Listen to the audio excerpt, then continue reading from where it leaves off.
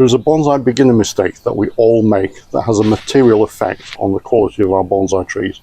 Keep watching, and not only am I going to show you what that mistake is, I'm going to show you the dramatic effect and difference that makes to your bonsai trees. And I'm going to show you what you can do to avoid it and level up your bonsai development. Keep watching, because this could be the most important bonsai lesson you ever learn.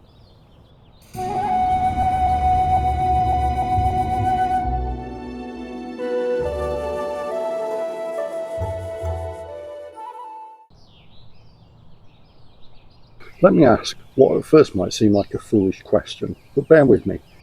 I've got here two oak trees.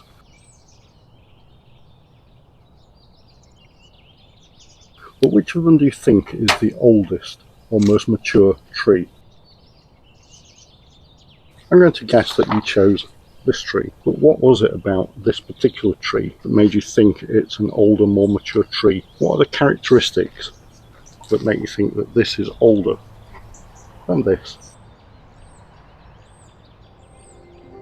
The objective of bonsai is to create the impression of an aged tree in miniature. In order to do that, there are certain desirable characteristics. For example, a thick trunk, aged, craggy bark, a good nebari or root spread, ramified branching, canopy density, foliage pads and proportion, deadwood features. These are all characteristics of age. They give the tree character and the appearance or illusion of age. Trunk thickness. An aged bonsai tree typically has a thick, gnarly trunk, fissured, aged bark. This conveys strength and resilience. The trunk develops over years, and indeed decades, as the tree ages, and exhibits interesting textures and colours. Nebari. The nebari refers to the visible surface roots. A good nebari gives a sense of a tree anchored and stable in the soil. A good nebari literally grounds the tree. Branching. A mature tree has gradual taper from the trunk to the tips of its branches. Branches divide and subdivide to give a fine and increasingly twiggy structure. This is called ramification. Canopy. Canopy refers to not only the foliage density but leaf size and pad development. Deadwood. This gives an impression of a tree that has struggled through hardships and has history. This deadwood can take the form of jins, shari or uru. Proportions. Older bonsai often exhibit more balanced proportions. This means that the height, trunk thickness, branch lengths and overall structure are in harmony, conveying a natural and mature aesthetic. The bonsai mistake that we all make as beginners is simply this.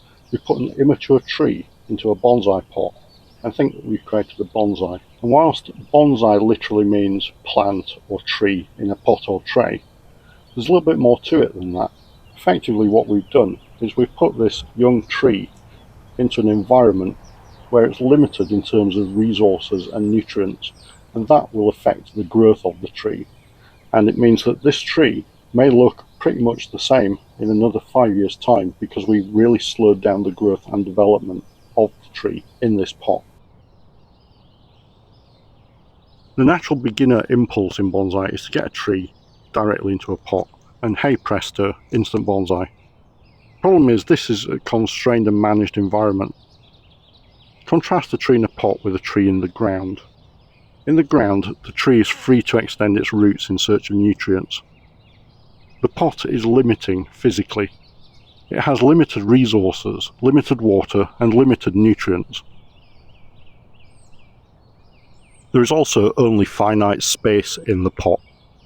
This will often mean that as the tree develops, the roots will eventually become pot-bound. This is one of the reasons why trees in pots will need regular root work and repotting.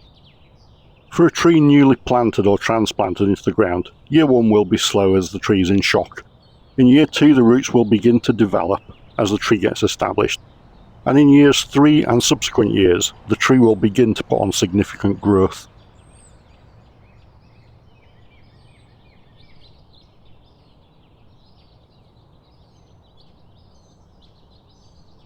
By comparison, for a tree grown in a pot, growth over the same period of time might be negligible.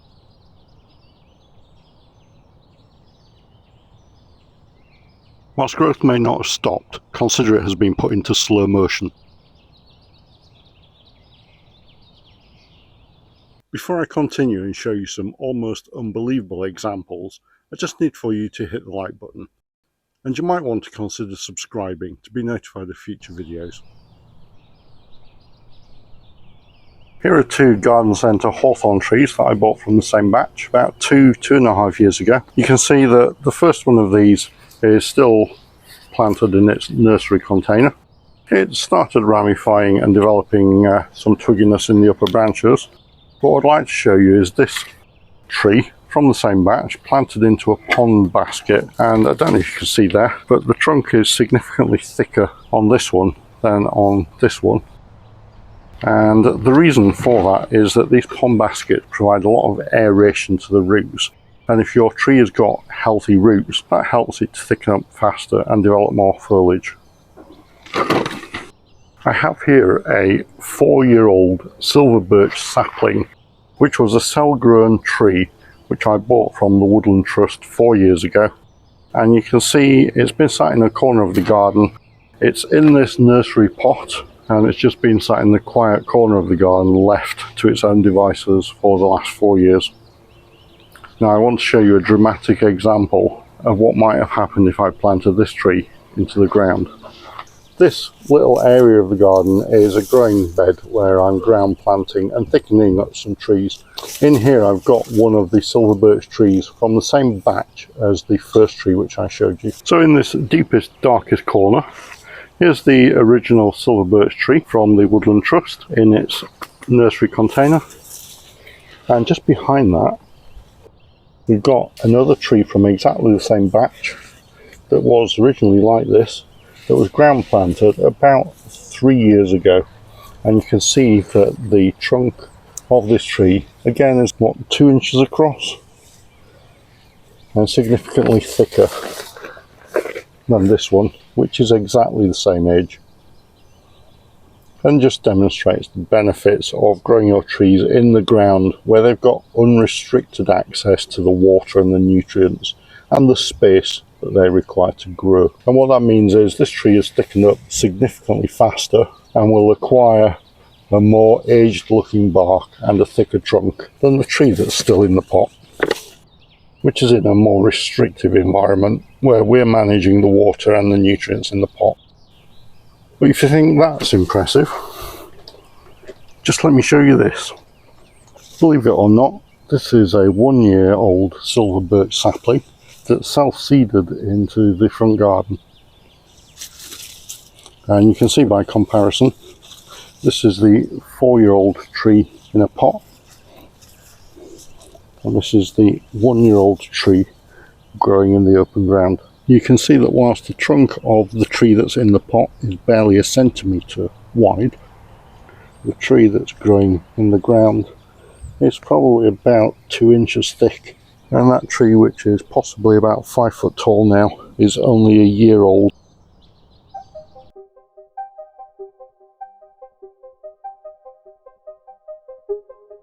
A good bonsai starts with a good trunk.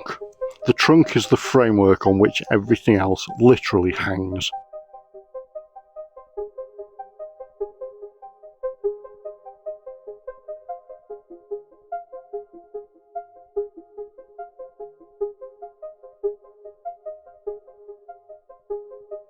Nebari.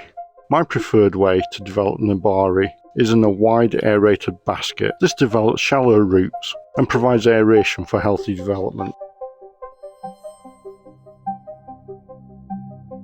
Branches and foliage. This comes with ramification and can be developed once the trunk has been developed to the right stage.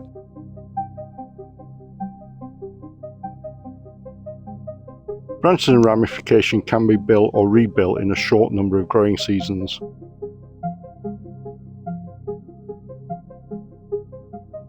Ramification comes from judicious pruning and pinching out or pruning of the growing tips of the branches. That causes back budding and activates latent buds further along the branch to develop and form new branches.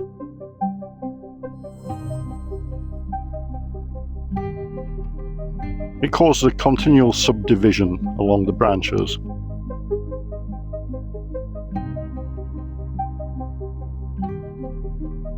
Foliage pads.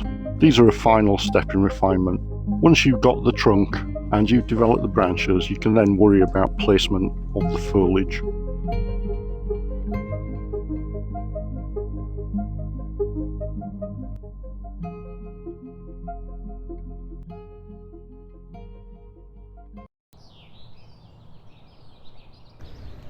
So how to improve your bonsai?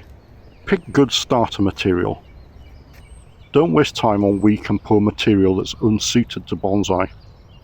It's good for learning the basics, but sooner or later you'll want to elevate your bonsai development.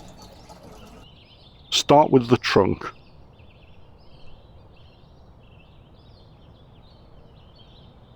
Get yamadori or collected trees if you can. Grow your trees in baskets or in the ground to help thicken up the trunk. In year 1, the tree will be in shock and recovering after being transplanted. In year 2, it will be getting more established in its new environment and beginning to send out roots and fattening up. By year 3, the tree starts to run away and growth becomes more rapid. The longer you can leave it to grow in the ground, the better. Allow unrestrained growth and for leaves to develop, since leaves are like solar panels. More leaves means more energy, means more growth. You can cut back that foliage and reshape the tree once you have the trunk to the point that you need it. So the vital lesson I want for you to take away from this video is this, that when you put a tree into a pot, you reduce the speed of development of that tree. And that's why you'll hear experienced bonsai growers and developers talk about only putting trees into a ceramic finished bonsai pot once that tree is already refined. Because at that stage you're not putting on additional growth on the tree, you're maintaining it at that size and state of development, and you do that by constantly pruning and maintaining the roots, and you're keeping it in a constrained environment where you're controlling the watering and the nutrients and feed on that tree, and that helps maintain it in that particular state. And the mistake that many beginners make is that they'll put an immature tree into a pot far too soon, and the result is that slows down the tree, and it could be decades before that tree makes for a refined bonsai. It's something of a cliche that bonsai is a marathon rather than a sprint, but it's certainly true. And the longer into the future you can plan the development of your trees, then the more refined your trees will be. If you'd like to see more advice on how to supercharge your bonsai development, then I suggest you need to check out this video next.